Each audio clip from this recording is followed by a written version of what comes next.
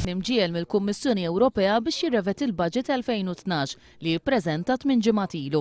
Kien mitlub li l-Gvern Malti inaqqas l-ispiża ekonomika b'40 miljun euro biex id-deficit jinżel taħt 3%.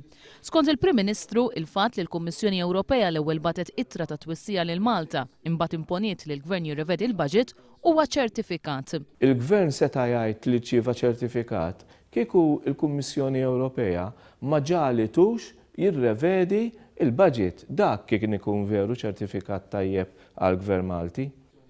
It-tnaqqis fin-nefqa ser isir minn oqsma. Mill-pagi u l-overtime għandhom jitnaqsu 9 miljuni u nofs. Mill-manutenzjoni nefqa trid tonqos b'4 miljuni u 700,000 euro. Mill-entitajiet pubbliċi 11 miljun u nofs u mill-programmi u inizjattivi 14 miljun u 200,000 euro.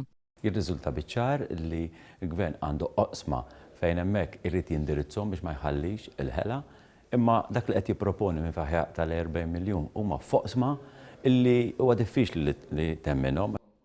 Il-Gvern mhux qed jgħid kif ser inaqqas in-nefqa fuq il-pagi u l-overtime. Meta sena li għaddiet impjega 700 ruħ aktar mal-Gvern u bissibu jimpjega aktar nies din is-sena fosthom il-ħaddiema tal-Air Malta li ser ikunu assorbiti fis-settur pubbliku.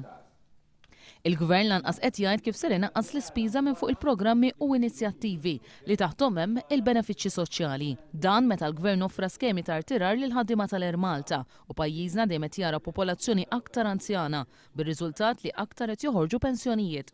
Il-Gvern ma qalx ukoll kif ser inaqqas l-ispiża mill-entitajiet pubbliċi li f'pajjiżna għandhom il-monopolju. B'hekk tnaqqis fin-nefqa allokata lihom tfisser żieda fil-kontijiet tal-Maltin. Dan huwa programm ta' austerità li seta' ġie evitat.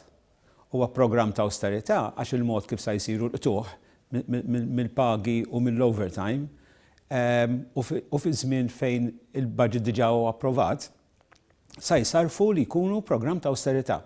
Il-Partit Laburista jgħid li n-nefqa tal-Gvern li titnaqqas billi l-ewwel tiġi eliminata il-ħela f'diversi setturi, kif elenkati f'rapport tal-Awditur li jkxef in-nefqa esaġerata fost l-oħrajn f'konsulenzi, f'safar, kif ukoll f'kiri u f'juwil ta' karozzi.